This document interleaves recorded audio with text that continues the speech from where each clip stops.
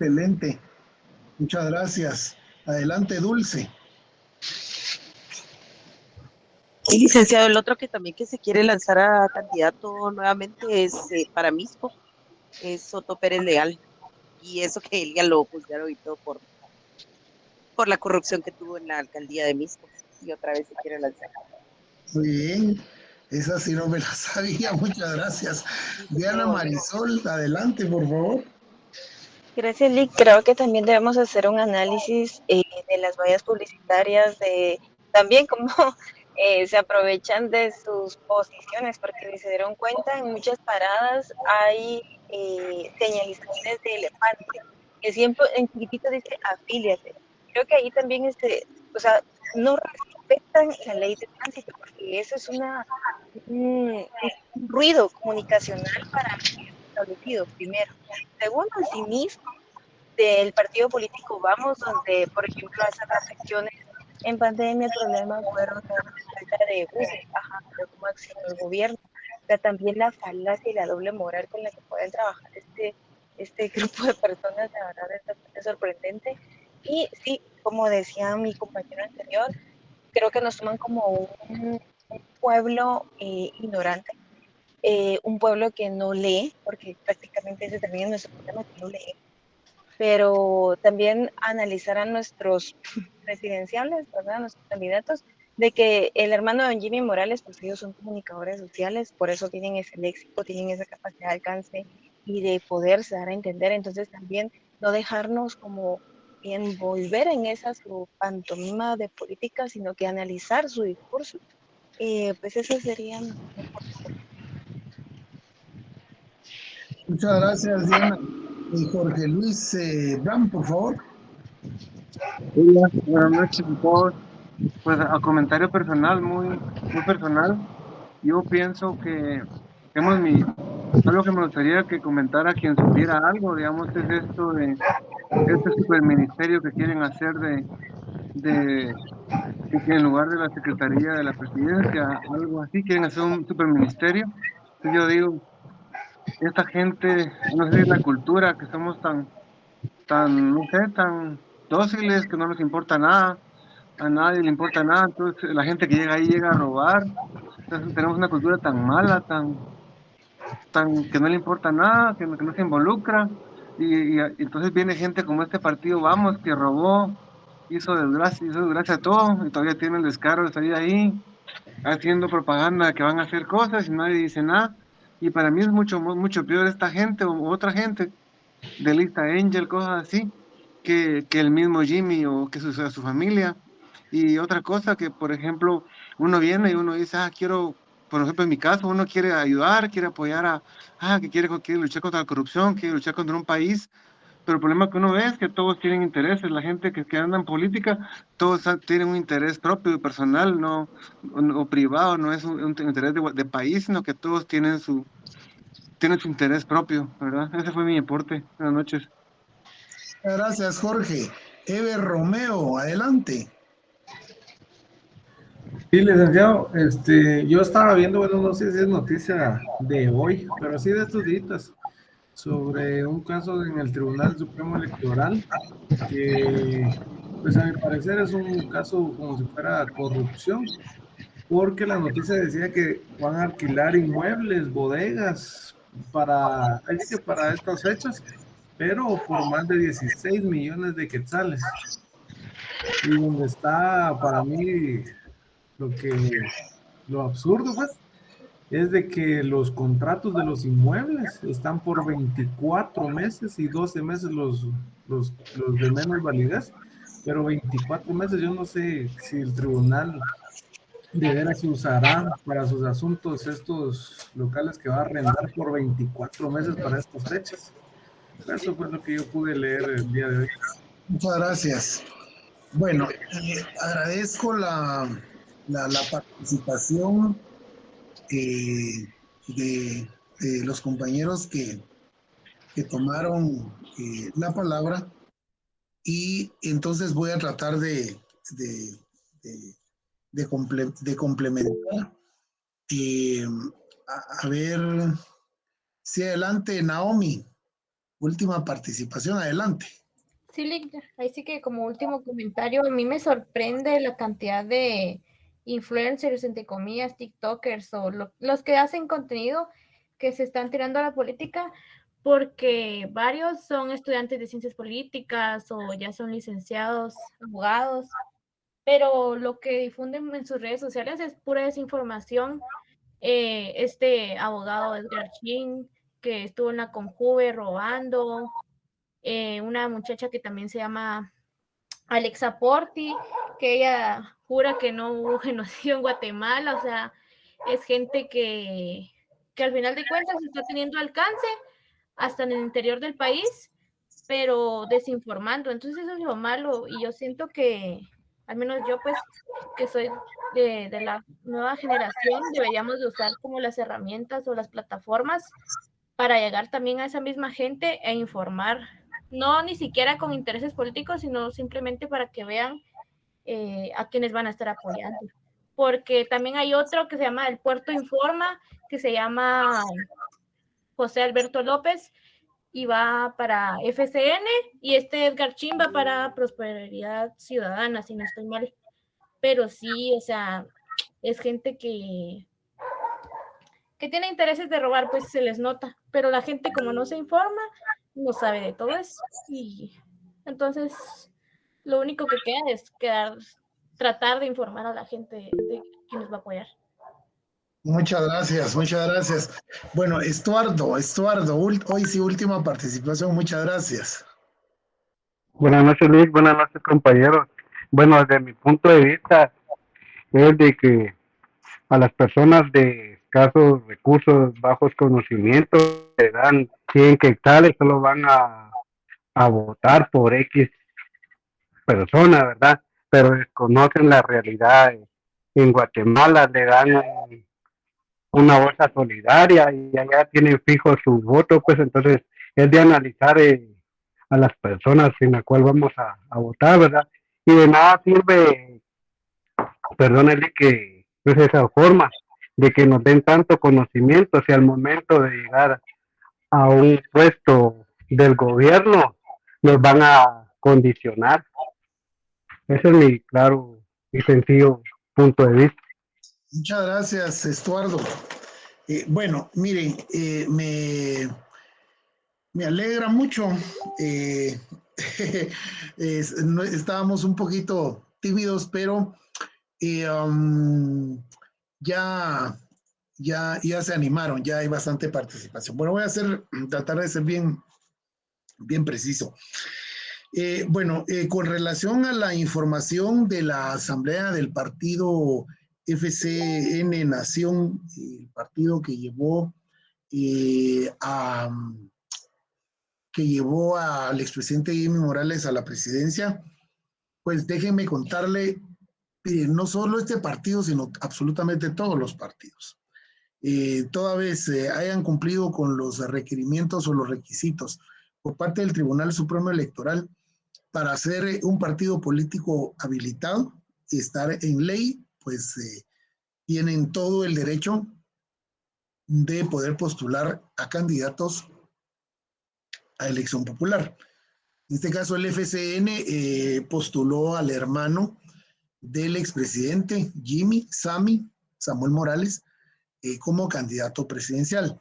Y el mismo expresidente Jimmy Morales, que actualmente es diputado al Parlacén, él va a correr por una curul al Congreso de la República.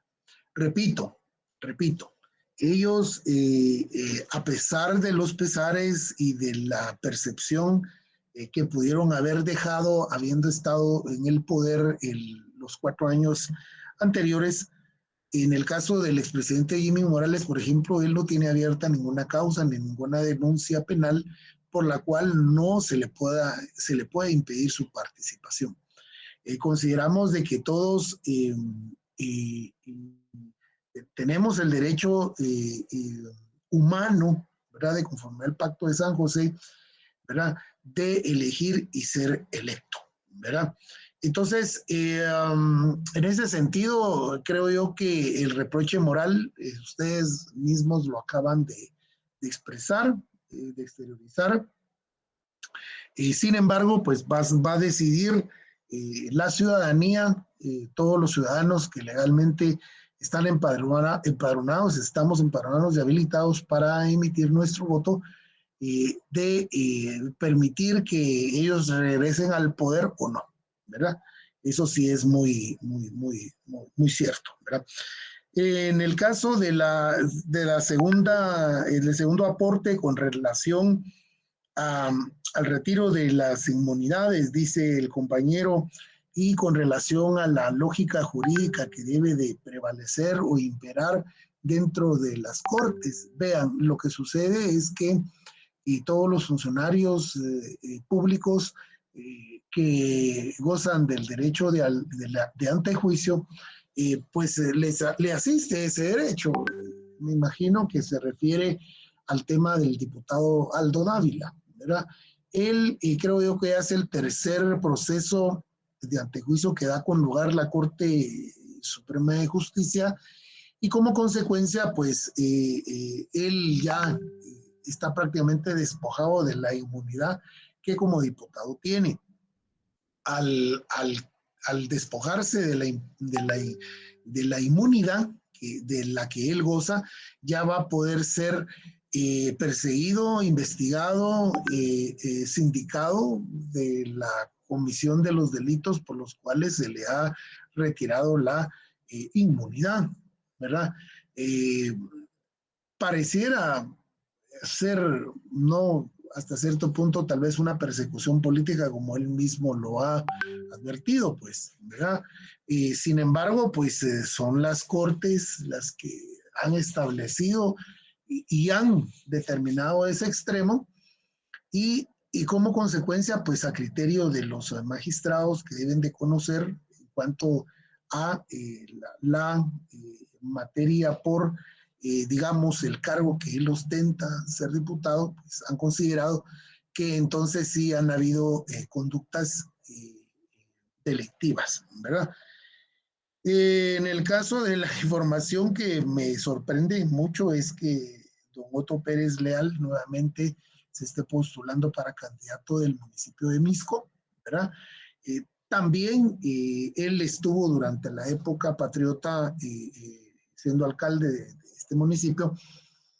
Sin embargo, fíjense ustedes que yo recuerde, él tampoco tuvo o tiene, mejor dicho, alguna sindicación o que esté siendo investigado o tenga denuncia alguna.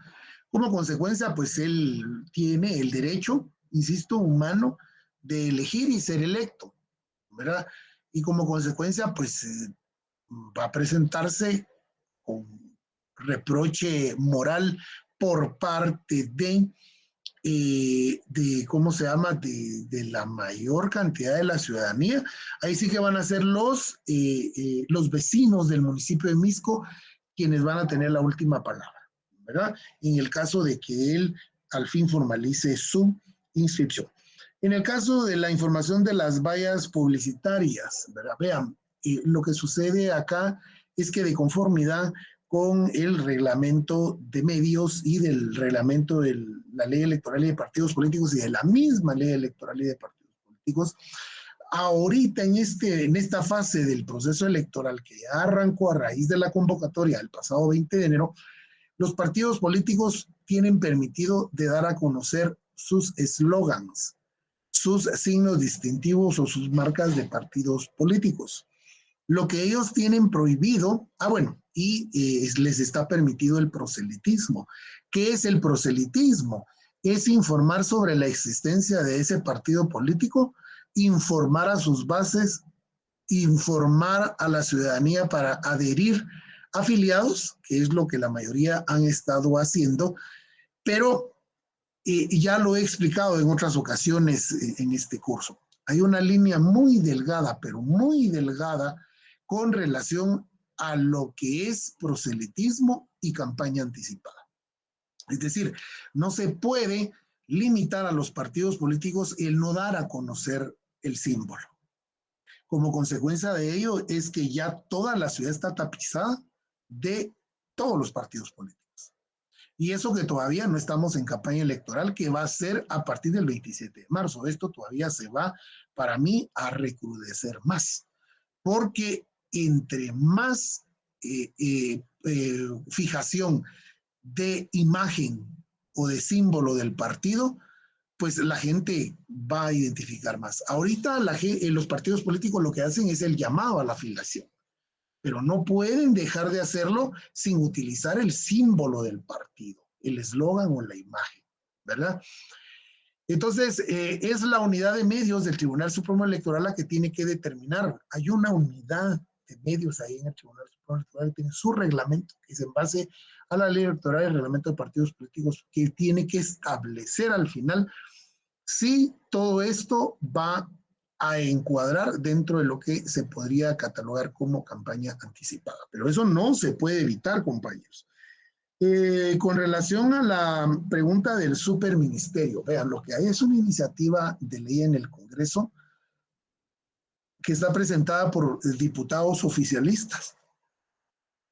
Y lo que ellos están proponiendo es la eliminación de la Secretaría General de Planificación y Programación de la Presidencia de la República por un Ministerio de Planificación y Programación.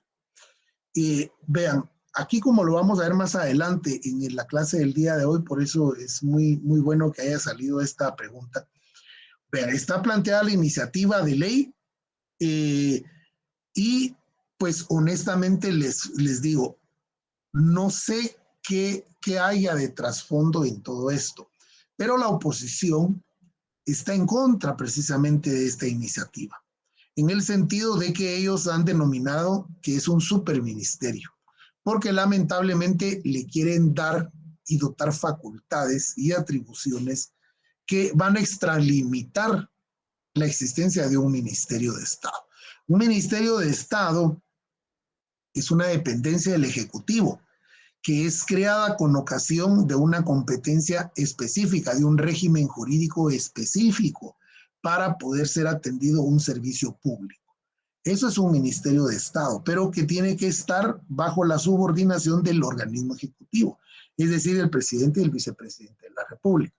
Sin embargo, al parecer esta iniciativa de ley se extralimita en ese sentido porque abarca demasiadas atribuciones, interfiriendo con las funciones de los otros organismos del Estado, del mismo legislativo, ejecutivo, inclusive de órganos de conformidad con la ley y la Constitución, y que son autónomos, como la Universidad de San Carlos, como las mismas municipalidades, ¿verdad?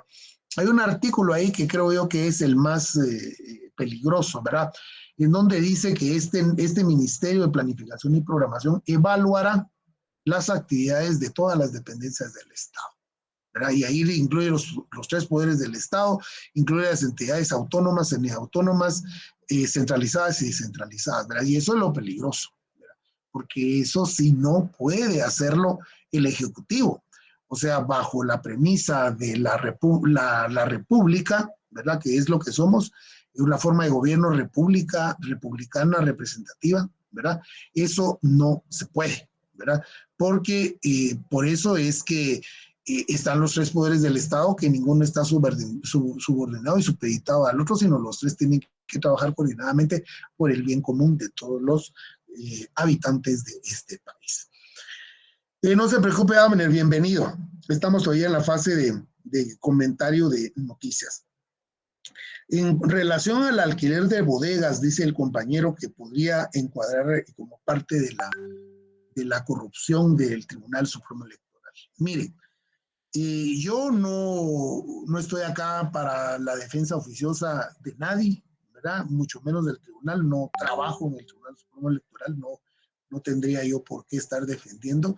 Lo que sí les puedo decir es que el Tribunal Supremo Electoral carece de infraestructura. Y lo único que tiene el Tribunal Supremo Electoral es el edificio que está allá al inicio de la zona 1 sobre la Sexta Avenida. Inclusive que con el tiempo tuvieron que hacer un edificio ahí que no va acorde con la arquitectura y la infraestructura del edificio original, ¿verdad? Es un edificio de ladrillos rojos que tuvieron que construir con el tiempo porque obviamente es muy pequeña, son pequeñas las instalaciones. Ahora bien, se piensa comprar material de todo tipo, se compran siempre nuevos atriles, se compran mesas, se compran todo tipo de material utilizado para el proceso de elecciones. En años anteriores, o mejor dicho, hace 3 años inclusive, que no había pandemia para las elecciones de 2016, se alquilaban varios salones en lo que es el Parque de la Industria, ¿verdad? Inclusive para el embalaje de las famosas papeletas, ¿verdad? Hay que tener al resguardo demasiados insumos, no solo las papeletas, como les digo, los atriles, todo lo que son las tintas, todo el material que van a utilizar todas las juntas receptoras de votos a nivel nacional, y desde acá es que se distribuyen a todo el territorio nacional. Es decir, es toda una logística. Ahora, el compañero hablaba ahí de 14 millones que va a ser alquilado por 2 años. Vean, lo que sucede es que el Tribunal Supremo Electoral, sí o sí, tiene la necesidad imperiosa de poder alquilar esta infraestructura, y lo que sucede es de que tiene 600 millones de quetzales, si ustedes no sabían, para el proceso electoral. Dinero que fue otorgado por el Congreso de la República, y la misma ley electoral y de partidos políticos establece. Inclusive tiene un mecanismo de que en el caso de que no existieran fondos en el país, el Tribunal Supremo Electoral solito, como órgano autónomo que es, ¿verdad? Es la autoridad máxima en materia electoral, podría solicitar préstamos a los organismos internacionales y nacionales para poder llevar a cabo las elecciones, ¿verdad? Es decir, está dentro de las competencias y dentro de del presupuesto que tiene asignado el Tribunal Supremo Electoral. Y pues, en el caso de que existiese algún acto de corrupción, pues lo interesante sería de que ahí doña Contraloría estuviera atenta y pudiera hacer las averiguaciones y denuncias correspondientes si ese fuera el caso. Ahora, en el caso de la información de los tiktokeros, miren, ahí sí que es un tema muy, muy específico para los jóvenes, ¿verdad? Para todos ustedes que son esta generación joven, ¿verdad? De guatemaltecos y guatemaltecas, estar al tantos y atentos. Creo que comentaron ustedes el nombre del licenciado Edgar Chin. Efectivamente, él es catedrático de nuestra facultad, pero él es un influencer, él es un tiktokero, inclusive mucho más antes de entrar a la facultad como catedrático, mucho más antes de ser director de Conjuve. Él, me recuerdo que iba para diputado de FCN Nación en el proceso electoral anterior, y al final paró retirando su candidatura, se retiró de la contienda electoral y pues paró graduándose, y bueno, y ahora pues tiene el derecho como todos lo tenemos. Yo no lo estoy defendiendo, ¿verdad? Sino que al igual que él tiene el derecho de ejercer el trabajo a través de ser docente, también tiene el derecho de participar en las elecciones, y varios de ustedes hicieron varios comentarios bien lógicos, bien sensatos y bien claros, ¿verdad? De que uno tiene que tener una objetividad en el proceso electoral, no dejarse influenciar por los TikTok, por todo lo que se pueda decir, pueda hacer, pueda incidir, sino uno debe tener un criterio, y simplemente, si a mí no me convence esa propuesta, pues entonces, no votar por ellos, ¿verdad? O sea, vamos a tener toda una gama de posibilidades para presidente, para diputados, para alcaldes, y allá va a ser la ciudadanía que está habilitada para votar, si permite, ¿verdad? Que estas personas lleguen nuevamente al poder, ¿verdad? Y bueno, yo por ahí me iría quedando. Sí, es lo que yo decía, lo que está comentando Estuardo, dice, ¿verdad? Es muy bueno en su curso, claro, está, no lo estoy defendiendo. Solo. Sí, es decir, igual yo también podría tener el derecho, ¿verdad?, de poder participar, y les digo francamente, a mí me gustaría en algún momento, tal vez no ahorita, no se me ha dado la oportunidad, ¿verdad? Entonces, para correr por algún puesto de elección popular, ¿verdad? Pero bueno, muy bien. Agradezco muchísimo la participación de todos ustedes para que sea un poco más ameno, y ahora entonces entramos a la parte de ser monólogo, ¿verdad? Ustedes, pero ya saben, en cualquier momento ustedes me pueden interrumpir. Método científico y su aplicación al derecho según el punto número 1.3 de nuestro programa de curso. El derecho es una ciencia como tal. Aplica los procedimientos rigurosos que le permiten obtener resultados válidos y confiables en su investigación. Como sabemos, el método científico es un conjunto de acciones racionalmente establecidas que se aplican en forma sistemática para producir conocimientos, ¿verdad? Esto lo vamos a encontrar nosotros, ¿verdad? Bien reiteradamente cuando hablemos de métodos científicos. Método científico lo que nos va a ayudar es precisamente a generar más conocimiento, a la solución, en este caso, de nuestros problemas sociales y problemas jurídicos. El método científico se plantea en el campo del derecho cada vez más que se necesita conocer un determinado fenómeno, una ley, un proceso judicial, una costumbre judicial, ¿verdad? Todo lo que encierre dentro del marco de la ley, ¿verdad? O un fenómeno social que con ocasión de un proceso judicial, ¿verdad? Toda investigación inicia con una interrogante, inquietud que se desea explicar satisfactoriamente. Y eso significa formular un problema o una interrogante relacionada con las causas que provocan un determinado fenómeno. Es decir, tenemos que problematizar nosotros el fenómeno o el problema para poder llevar a cabo esta investigación. El derecho es un terreno fértil para la investigación científica, y vaya si no, ofrece al investigador una infinita cantidad de situaciones que suscitan el interés por explicarlas y dilucidarlas. Tomamos nuevamente de Akeche el siguiente ejemplo, de nuestro gran recordado profesor Akeche, ¿verdad? En el derecho penal, un problema muy sentido en Guatemala es el de la no rehabilitación de los delincuentes o del delincuente, es decir, todas las personas que cometen actos delictivos, ¿verdad? Y que van a purgar su pena a los diferentes centros de detención penal, pues se supone que no se rehabilitan, y es cierto, no se rehabilitan, ¿verdad? Es un problema, ¿va? Los establecimientos penitenciarios son de naturaleza represiva y no formativa. O sea, el castigo es coartar la libertad. Es una represión, ¿verdad? Pero no es para que de premio los formemos, ¿verdad? O más o menos algo así. Ante este fenómeno, un grupo de investigadores juristas se proponen identificar las causas, por qué es que esto se da por parte del sistema. Por ello se plantean algunas respuestas de carácter hipotético. Las respuestas: los centros penales no rehabilitan porque carecen de establecimientos educativos realmente funcionales. Es decir, si la formación estuviera intrínseca dentro del proceso de la reinserción y rehabilitación penal, pero no se cuentan con estos centros de formación. Es una primera hipótesis. En la misma línea, estos centros carecen de atención psicológica o psiquiátrica para los privados de libertad. Es decir, cuáles fueron las condiciones o las circunstancias que conllevaron psicológicamente a estas personas para cometer estos delitos, ¿verdad?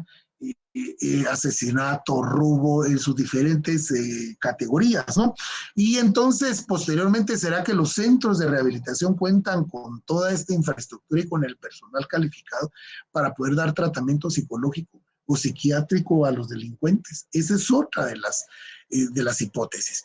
Los centros no gestionan oportunidades de trabajo para reinsertar al reo a la vida laboral. Es decir,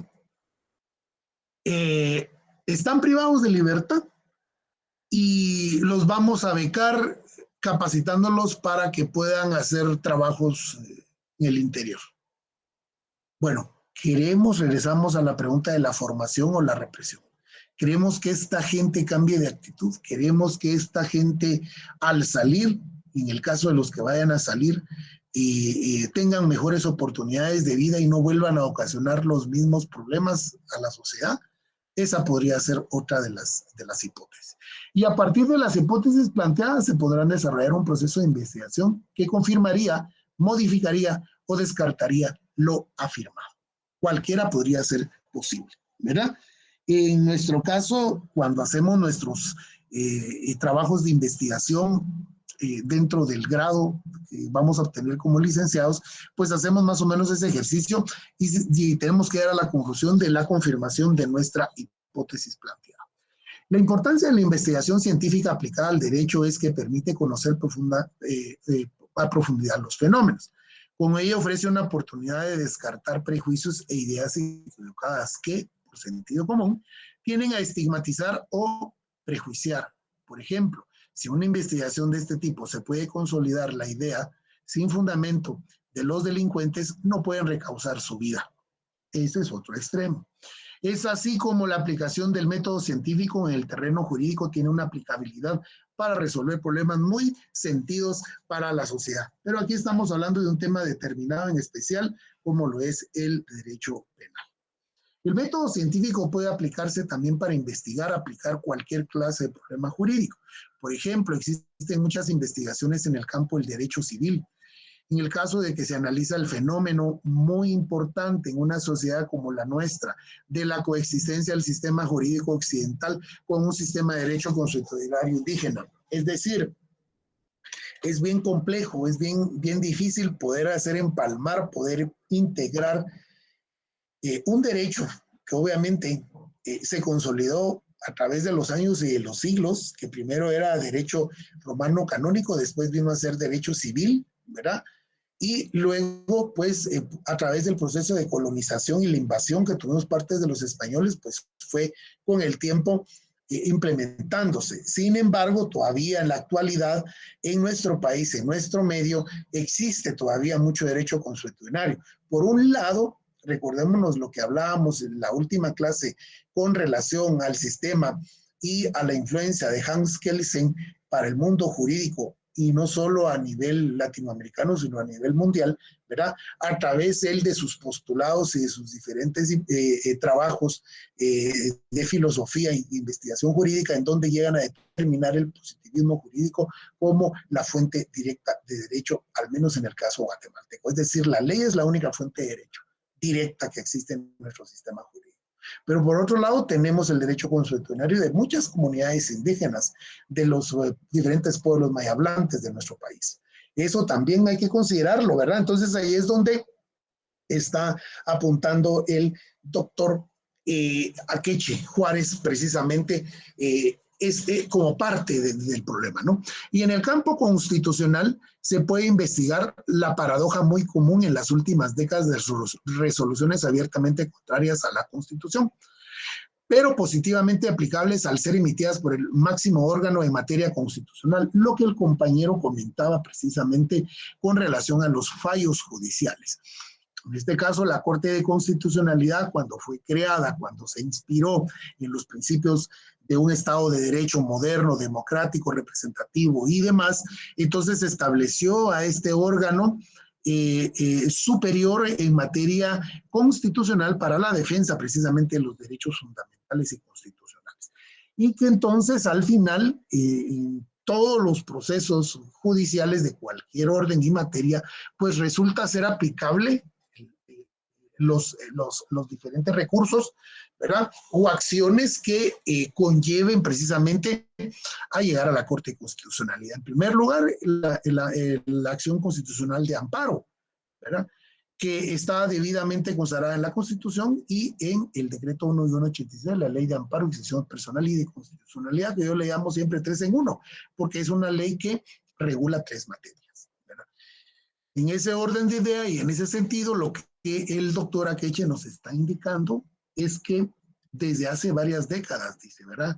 Recordemos que la Corte Constitucional empezó a funcionar en el año 1986 a la fecha, y que sus magistrados duran en el ejercicio de sus cargos, los 5 magistrados titulares y suplentes, 5 años, con rotación de la presidencia anualmente desde el más de mayor edad al más joven, ¿verdad?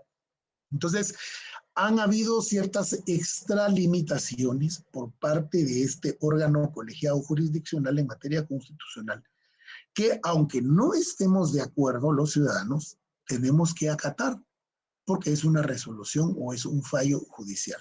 Y como decía un exdiputado por ahí, después de lo resuelto por la Corte de Constitucionalidad, lo único que queda es el recurso de llanto ante la Corte Celestial. Y es lo que nos está indicando precisamente el doctor Akeche Juárez.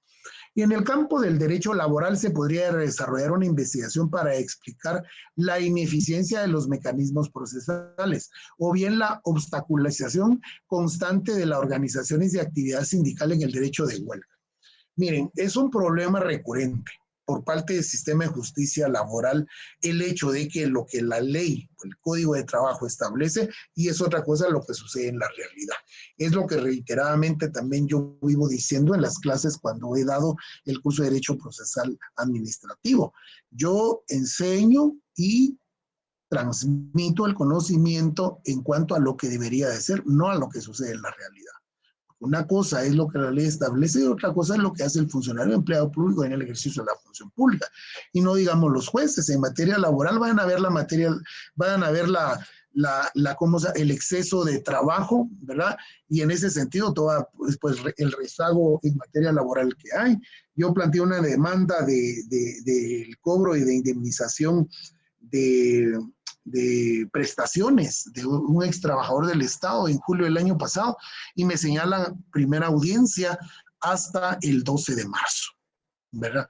Entonces, ¿dónde está tu justicia laboral pronta y cumplida? Principio de celeridad, la tutelaridad, la subsidiariedad y todo lo que sustantivamente se nos enseña en la facultad. Entonces, y luego, por otro lado, ¿verdad? El sindicalismo, la huelga. Y tenemos ahí como máximo representante de esto a Su Majestad Jubiel Acevedo, ¿verdad? Que hace y deshace y cuál tu huelga, nada. Y miren los grandes pactos que ha logrado en beneficio del magisterio, que yo no estoy en contra del reconocimiento y de la mejoría laboral para los trabajadores del Estado, máximo de los maestros, pero la calidad educativa pésima, pésima. Ni ellos mismos saben sumar, leer y escribir correctamente. Entonces, todo debiese de ir en congruencia de que si yo exijo mejores salariales, yo tengo que dar lo mejor de mí. Hasta la Universidad de San Carlos, a través del EFPEM, los ha capacitado. Pero es otro programa también fallido, porque solo van a pasar año y medio y se les otorga un diploma, un título universitario expedido por la Universidad de San Carlos, y vayan a ver ustedes la clase de docentes que imparten esos cursos. Se los digo por conocimiento propio, porque luché y estuve un año queriendo ingresar para dar clases en ese profesorado y no me lo permitieron. Al contrario, ¿verdad? Bueno, Roberto Pirir dice, llevo 6 años esperando una demanda y me dijeron que va para 10. Sí, eso sí es, ¿verdad? La mora judicial ahorita es terrible en el sistema y se agarran precisamente del famoso COVID. Bueno, terminamos entonces la ponencia una vez más de Carlos Augusto Velázquez Rodríguez y ahora vamos a entrar a una ponencia muy interesante que encontré aquí en el ciberespacio y por eso es que la traigo como material de apoyo al curso con relación al tema del conocimiento científico realizado a través del 6º Congreso Latinoamericano. Me disculpo ahí por no haber puesto Congreso, pero es el 6º Congreso Latinoamericano de metodología en las ciencias sociales. Y el derecho integra parte de las ciencias sociales. Recordémonos que también nosotros además nos formamos y tenemos la formación y el grado de licenciados en ciencias jurídicas, o sea, en leyes, por eso es muy importante la lógica jurídica acá, ¿no? Y ciencias sociales. Somos licenciados en ciencias sociales. Es que en ninguna otra unidad académica se otorga el grado académico de licenciado en ciencias sociales.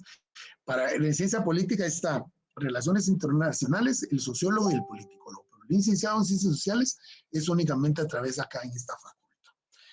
Esta fue una ponencia que se impartió en la Universidad de Cuenca, en el Ecuador, en el año 2018.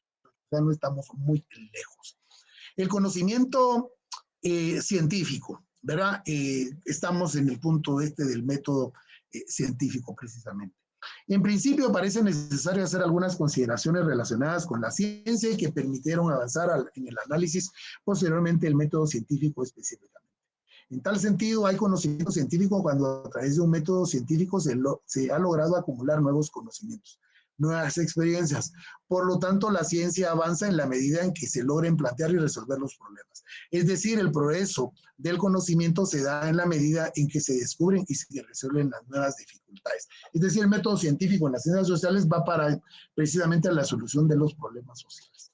Asimismo, el conocimiento científico presenta características que deben de coincidir con los conocimientos jurídicos. Si se pretende construir conocimiento desde el derecho, estos son y deben de ser la objetividad, la racionalidad, la metodicidad, la sistematicidad, la generalidad y la falibilidad, ¿verdad?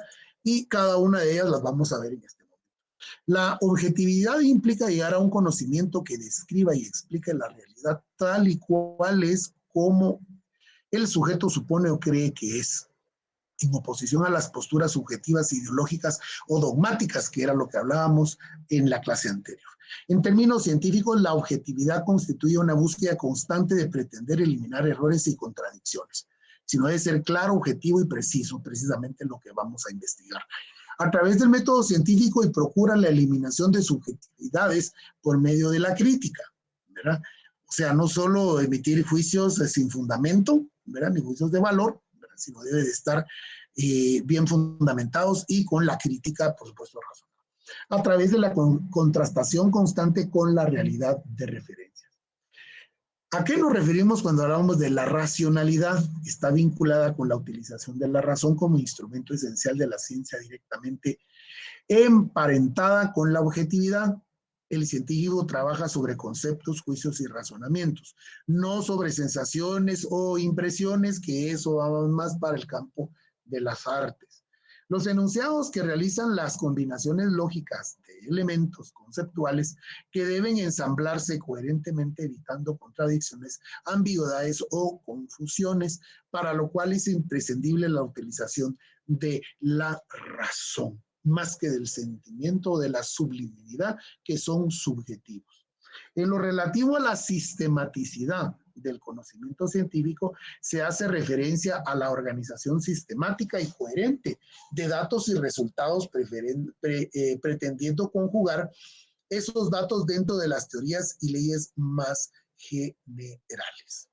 En relación directa con la sistematicidad, que encuentra la generalidad del conocimiento científico, que implica tratar de llegar a lo general, no deteniéndose exclusivamente en lo particular, porque la ciencia nos otorga explicaciones cada vez más valiosas para elaborar una visión panorámica del mundo.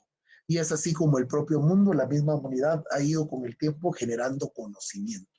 Además de, en esencial, resalta una de las características más importantes del conocimiento científico: la falsabilidad. Al reconocerse falible, todo científico abona la pretensión de alcanzar verdades absolutas. Por el contrario, solo se plantean que sus conclusiones son provisoriamente definitivas. En consecuencia, toda teoría, ley o afirmación está sujeta a la revisión o a la discusión, lo que permite perfeccionarlas y modificarlas para ser cada vez más objetivas, sistemáticas y generales. La ciencia es uno de los pocos sistemas elaborados por el hombre donde se reconoce explícitamente la propia posibilidad de equivocación, de cometer errores. Y es que lo que sucede es de que el método científico debe ser lo más exacto posible para no caer precisamente en la facilidad de esos errores, ¿verdad? Eso es muy importante y por eso el método científico. Asimismo, otra característica fundamental es la metodicidad en referencia a este aspecto. Mario Bunge expresa que la investigación no puede ser errática, sino que es metódica.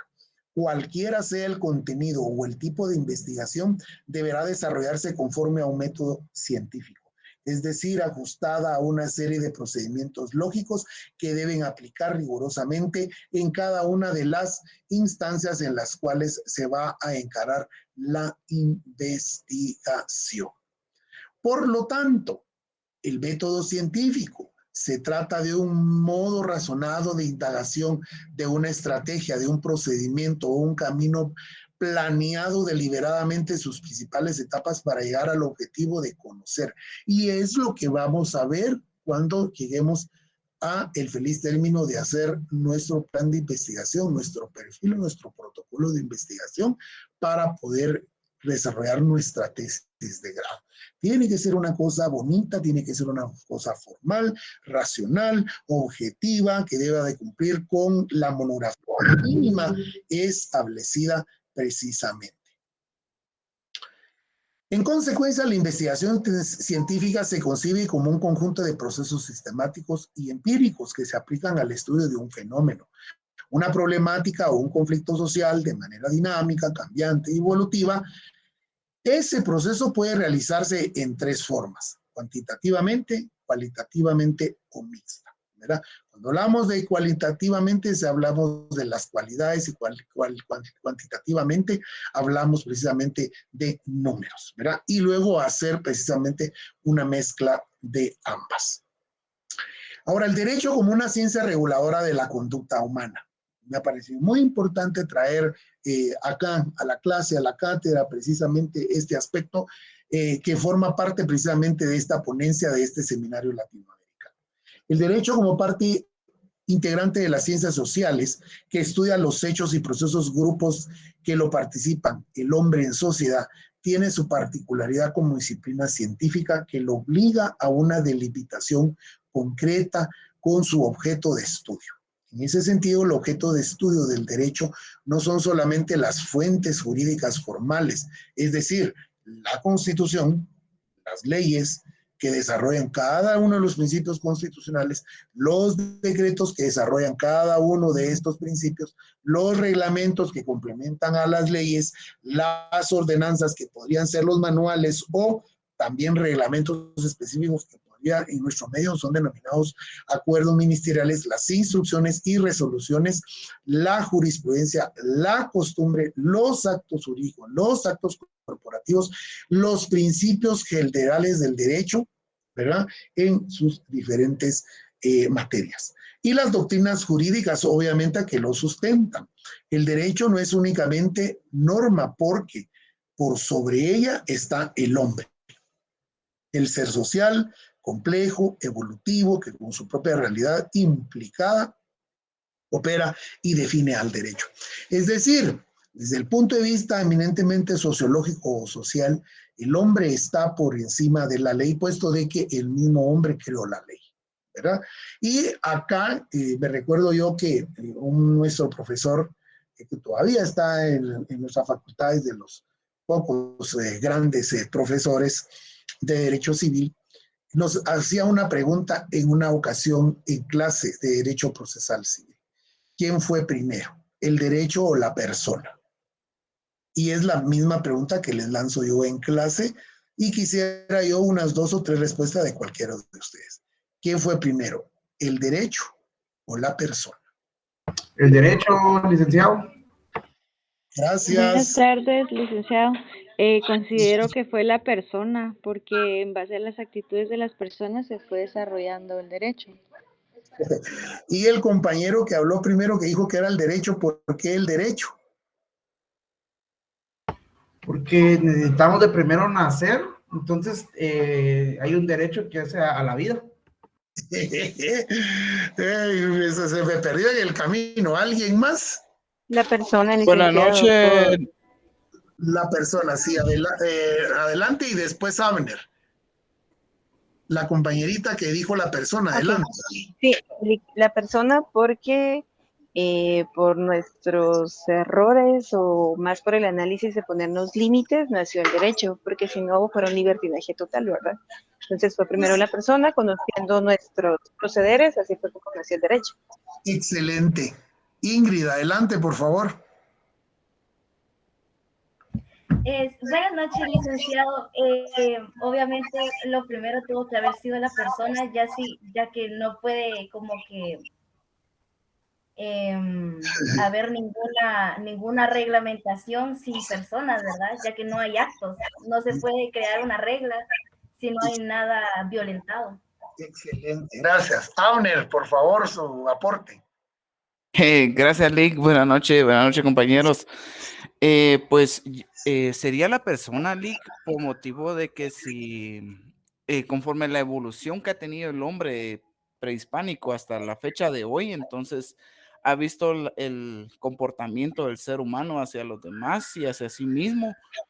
Entonces vio que era necesario tener directrices o límites o leyes que puedan regir esas actitudes, ya sean negativas o positivas del hombre actualmente, ¿verdad, Rick?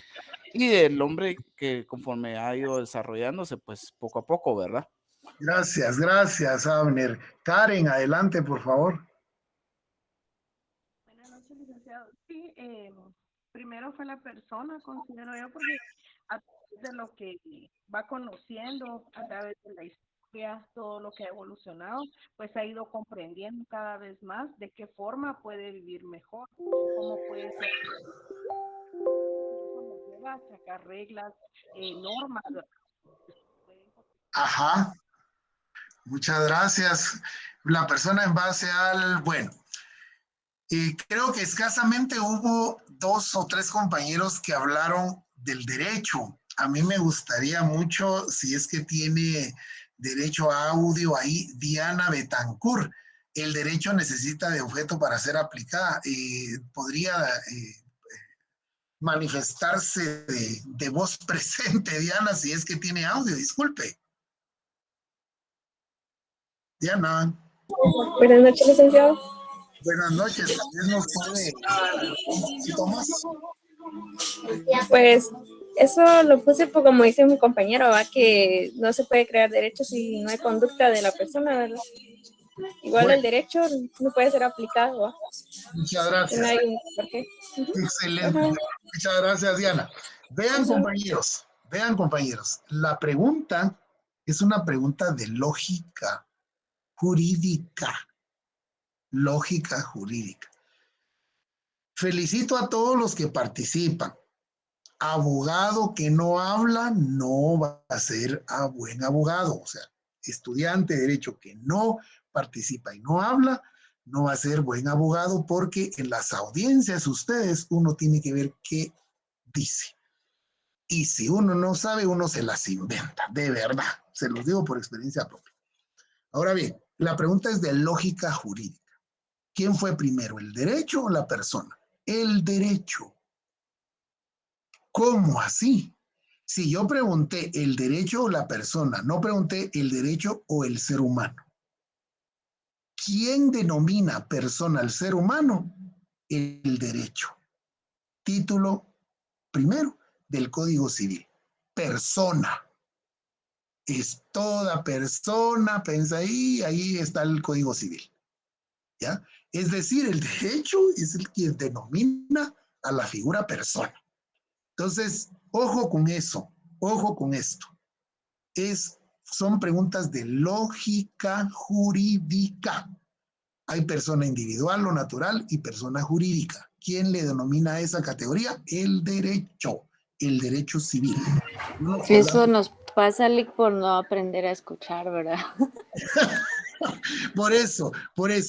Aquí tiene que ser de lógica jurídica.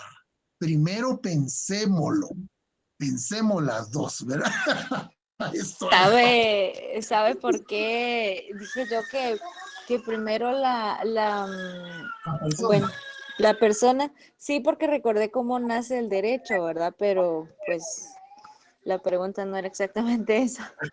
Pero sí, no se preocupen que todos en clase, la persona, todos perdieron, dice el licenciado, y nos empieza a dar aquella cátedra, ¿verdad? Ahí empezó él con su primera clase, ¿verdad? De procesal civil y toda la cosa. Es fabuloso el licenciado Estuardo Gordillo Galindo, ¿verdad? Mi profesor de Derecho, ¿cómo se llama? Procesal civil, tiene ahí sus textos el licenciado, ¿verdad? Bueno, si consideramos al derecho como conocimiento aplicable a la regulación de la conducta humana, para poder hacer ciencia es necesario pensar al ser humano en su complejidad, es decir, como un ser biológico, en su relación con otros hombres y con su entorno natural y cultural. Por lo tanto, contrastable con toda realidad por referencia. En ese sentido, Es imprescindible recurrir a la epistemología en su enfoque hacia la problemática del conocimiento, o sea, partir de lo primigenio, ¿no? De lo que implica adoptar la actitud reflexiva y crítica respecto de la ciencia que tiene por objeto al derecho. Por lo tanto, es aplicable la perspectiva epistemológica realista que lleva al pensamiento del campo de la realidad, reconociendo a esta como independiente del pensamiento humano. El realismo reconoce la existencia del mundo y la interacción de cada persona con el mundo como algo perteneciente al campo de lo real. Siguiendo el pensamiento de Messer, además es necesaria la crítica considerada como contrastación racional permanente con una realidad a través del método científico. En la ciencia lo que pretende es describir en la medida de lo posible, explicar la realidad. La perspectiva planteada en considerada válida para cualquier campo de la ciencia, aunque se reconoce que cada sector del conocimiento deben de realizarse adecuadamente del tipo metodológico. Eso es con relación a la aplicación del derecho como ciencia o la ciencia en el derecho. Metodología de la investigación jurídica, que ya con esto vamos finalizando, discúlpenla. ¿Qué fue primero el derecho a la persona? No el ser humano. Ya se quedó ahí, ya se quedaron ahí, va, qué bueno que les gustó. En lo relativo a la metodología de la investigación jurídica, existe una controversia entre las posiciones, una referida a la investigación documental o dogmática, y seguimos ahí con el término de dogmático, y la otra, la investigación empírica o de campo. Para eso nos va a salir más adelante Morgan Sanabria, ¿no? La investigación documental se refiere a la información producida o elaborada en las normas jurídicas, en los fallos jurisprudenciales y en el campo académico. En cambio, la investigación empírica se relaciona con la observación directa de los hechos vinculados con el tema de investigación, es decir, un trabajo de campo, ¿verdad? Y en el caso, pues obviamente, cuando hacemos una investigación bibliográfica, entonces, y mejorando la constitución del artículo único, se ve muy bien. Qué bueno, les gustó la dinámica. Bueno, tradicionalmente los estudios de derecho de contenido en capítulo destinado al estudio del método jurídico, en el que en general ha sido definido en función de las filosofías jurídicas que han venido sustentando a lo largo del tiempo de las perspectivas escuelas del derecho. La nueva visión del derecho exige utilizar un conjunto más amplio de métodos y técnicas de investigación científica que permitan vincular esos contenidos con la realidad humana de referencia. Para ello es necesario este nuevo enfoque o perspectiva para obtener una investigación jurídica, hablando de la metodología de la investigación jurídica. A partir de la necesidad de posicionar al derecho como ciencia normativa de la conducta humana, la investigación en esta ciencia requiere de la presencia de distintas metodologías que se adecúe a la especial naturaleza de su objetivo. Se trata de considerar que el mejor método en el que las más adecuadas a la pregunta de investigación y que la aceptación de la coexistencia de paradigmas en las ciencias sociales no pueda sino conducir a la admisión de la copresencia de diferentes metodologías. Para ello, en primer lugar, es necesario demarcar algunas características de la investigación jurídica. A partir de las normas jurídicas y de los fallos jurisprudenciales se puede generar hipótesis para identificar problemáticas, conflictos y necesidades en el campo del derecho, así generar hipótesis para resolverlo. Y ahí alguien comentaba ahí en el primer momento del comentario de las noticias, de la tiktokera que decía que nunca había hablaba sobre el famoso genocidio. Recuérdense que de conformidad con la Corte de Constitucionalidad y a mi criterio, y acá es donde pues lamentablemente empiezan a haber pensamientos sesgados, ¿verdad? Yo esperaría que, por eso se habla de la objetividad, ¿no? Pero en ese sentido, la Corte de Constitucionalidad, ¿cómo se llama? Anuló, ¿verdad? El fallo o la sentencia en materia del delito de genocidio, ¿verdad? Al cual fue sometido el fallecido general Efraín Ríos Montt, ¿verdad? Y mandó a solicitar que se realizara nuevamente el juicio, ¿verdad? Es decir, fue una sentencia que no nació a la vida jurídica, ¿verdad? Y eso que en ese entonces esa corte no estaba tan sesgada o cooptada por alguna forma como otras, como como otras posteriores, ¿verdad? La necesidad de establecer un criterio demarcatario que permita a la comunidad científica deslindar el tratamiento científico del problema, diferenciándolo de un mero argumento. La utilización de un lenguaje inequívoco, alejado de la teoría jurídica, retórica jurídica, en general compuesto por palabras ambiguas y polisémicas para garantizar e interesar al derecho en el mundo de la investigación científica, o sea, que sea un lenguaje lo más exacto posible, que no lleve tanta, digámoslo, lenguaje florido o barroco, por así decirlo, ¿va? Que sea abundante en tecnicismo. Siguiendo a Samaha, quien cita a Leibniz, el proceso judicial posee la misma estructura que le dan las disputas científicas. Es decir, los procedimientos científicos son esencialmente análogos a los que ocurren en las experiencias jurídicas, considerando que el derecho en sí contiene conceptos inequívocos, ya que encuentra sus fundamentos en diversas doctrinas filosóficas, lo cual implica una mirada subjetiva, por lo tanto, impropia para la investigación científica. Será necesario considerar la concepción del derecho como ciencia fundada en el hombre como persona o ser social, en términos científicos de análisis enmarcados en la metodología de la investigación. Compañeros, ha sido todo por hoy. Estamos ya sobre el tiempo y pues quedaría acá el momento de la fase de preguntas y respuestas en el caso de que las hubiere. En caso de no haberlas, ha sido para mí nuevamente un gusto, un placer poder compartir con ustedes un nuevo horario más. No se preocupen, el examen no va a venir con este tipo de preguntas, o sea, es de lógica jurídica, pues, pero no, ¿verdad? O sea, porque eso sí, miren, hay exámenes de servicio civil, exámenes, bueno, en fin, psicométricos, en donde sí analizan este tipo de lógicas, ¿verdad? Pero no se preocupen, el examen no va a venir así, no, ¿verdad? Entonces, no me voy a preguntar nada. Muy bien. Bien, entonces, al no haber preguntas, yo por ahí me iría quedando y nos vemos hasta el próximo viernes, el día que nos toca nuevamente las clases. Le agradezco muchísimo haberse adherido. Estuvimos 144 personas en este Classroom y están finalizando 120. Les agradezco muchísimo entonces que tengan un descanso reparador. Adelante, alguien pidió ahí la palabra. Muy claro, excelente su explicación. Gracias, Estuardo. Ya no voy a responder nada, ni solita, es nombre tampoco. Bueno, muy bien. Feliz noche, que descansen, bendiciones y feliz Día del Cariño el día de mañana. Gloria, adelante, por favor. Enolic fue por error, perdón. Muy bien, no se preocupe. Entonces, que pasen un feliz Día del Cariño, el amor y la amistad para el día de mañana. Nos vemos entonces. Feliz noche, Lick. Gracias, feliz noche.